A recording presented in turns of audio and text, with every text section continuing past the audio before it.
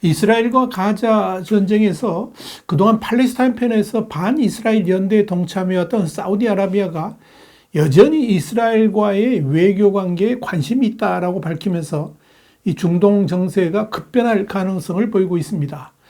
여기에 사우디가 후티 반군에 대한 미국의 공습을 지원할 준비가 되어 있다, 이렇게 선언함에 따라서 이 역시 이스라엘 전쟁의 확전을 가로막는 중대한 변수로 작용하게 될 것으로 예상됩니다. 급변하는 중동 정세를 Y타임스가 추적해 봤습니다. 지금 시작합니다.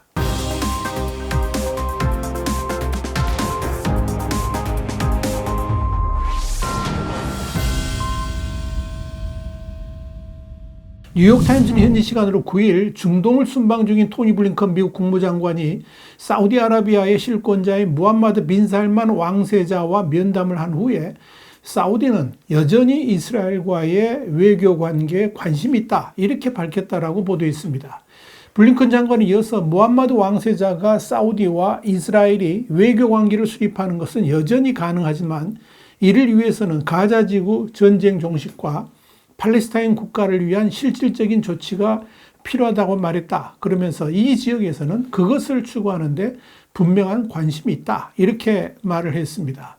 그동안 이스라엘 전쟁에서 친팔레스타인 입장을 보여왔던 사우디의 태도 변화는 이 가자지구 전쟁 후에도 사우디와 이스라엘과의 관계 정상화, 그러니까 중동의 정치적 재편과 미국과 사우디 상호 방위 조약 체결 가능성이 여전히 남아있음을 보여주는 대목이라는 점에서 주목을 끌었습니다.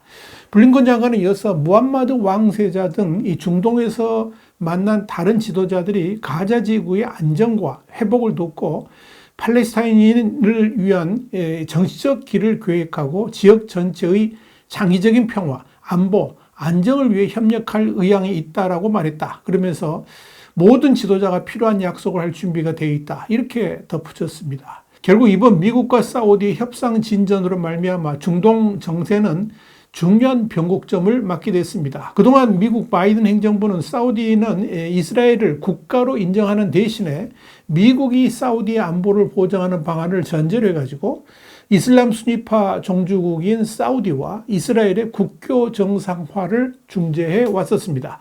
그렇게 상당한 진전을 보여하던 미국 사우디 협상이 지난해 10월 7일 이 하마스가 이스라엘을 기습 공격하고 이스라엘이 피해 보복에 나서면서 좌초할 위기에 처했던 겁니다.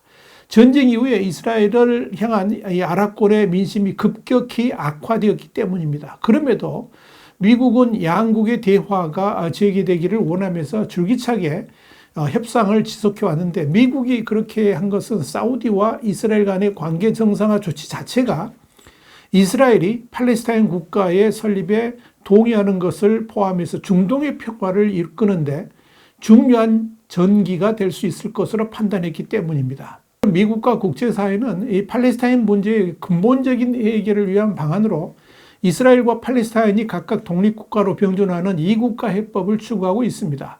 물론 지금 당장 사우디와 이스라엘 간의 대화가 재개되기는 힘들 것으로 보입니다. 가자지구 전쟁에서의 민간인 피해가 계속 늘어나면서 국제사회의 여론도 악화되고 있기 때문입니다. 또한 이스라엘 내에서도 극우적 입장에 선 이들이 이 팔레스타인의 국가 인정이라든지 이 팔레스타인들을 위한 권리 확대에 반대하고 있고, 이번 하마스의 기습 공격 이후 팔레스타인 국가와 공존한다는 것 자체에 분노를 느끼고 있어서 그런 겁니다. 그럼에도 미국이 거시적 관점에서 중동의 평화를 위해서 사우디와 이스라엘 간의 관계 정상화를 추구하고 나선다면 이스라엘도 결국 동의할 수밖에 없을 것이라는 전망도 나옵니다. 또한 11월에 대통령 선거를 앞둔 바이든 정부 입장에서 중동 지역의 평화와 안정이 선거 전략이 매우 중요하다고 보기 때문에 이 방안을 강력하게 밀어붙일 것으로 판단됩니다. 이런 가운데 사우디아라비아가 후티 반군에 대한 미군의 공습을 지원할 준비가 되어 있다, 이런 보도가 나와서 이 중동 전세가 급변하고 있음을 실감케 했습니다. 더 타임스는 현지 시간으로 8일 예멘 후티 반군의 홍해 지역 선박 공격으로 가자지구 전쟁이 중동 전역으로 확산되는 것을 막으려는 앤서니 블링컨 장관의 노력이 결실을 맺고 있다 그러면서 사우디아라비아는 홍해 선박에 대한 공격으로 중요한 수로의 상업적 교통량이 감소한 예멘의 후티 반군에 대한 공격을 지지한다. 이렇게 밝혔다라고 보도했습니다.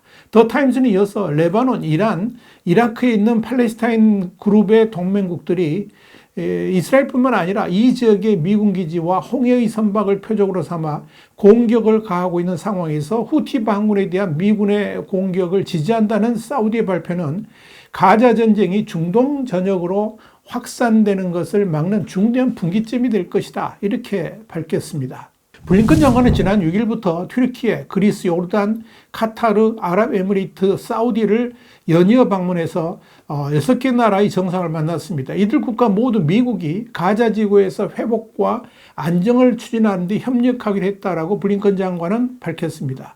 블링컨 장관은 제가 가는 곳마다 지금 우리가 직면하고 있는 분쟁이 확산되는 것을 막겠다는 결연한 의지를 가진 지도자들을 만날 수 있었다. 이렇게 말했습니다. 블링컨 장관은 8일 오후에는 이스라엘 텔아비브에 도착했습니다.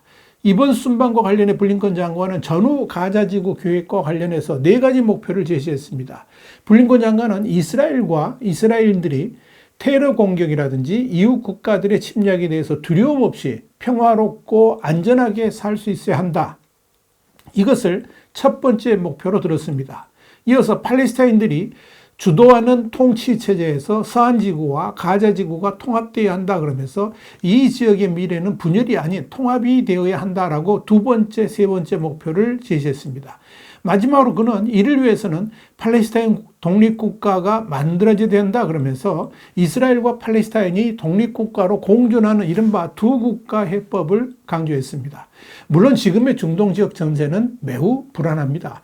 레바논 무장정파 헤즈볼라의 정예 라드완 부대의 지휘관인 위삼 하산 알타웰이 이스라엘군 공습으로 사망하면서 그런 겁니다. 이와 관련해 월스트리트 저널은 알타웰이 헤즈볼라 통치기구의 일원이며 수장 나스랄라와 인척 관계이기도 하다라고 전했습니다. 특히 이달 2일에 레바논 수도 베이루트에서 헤즈볼라 등 친이란 지원 세력들과의 연락책 역할을 해왔던 하마스 3인자 살라흐 알 아루리가 공습을 받아 숨지면서 확전 우려가 커진 상황이었는데 이번에 또다시 헤즈볼라의 최고위급 인사가 폭사하면서 확전 얘기는 갈수록 커지고 있습니다. 중동 확전을 막기 위한 외교전에 나선 토니 블링컨 미 국무장관도 7일 이 지역 상황에 대해서 심각한 긴장의 순간이라 그러면서 이는 더한 안보 불안과 고통을 일으켜 쉽게 전이될 수 있는 전쟁이다.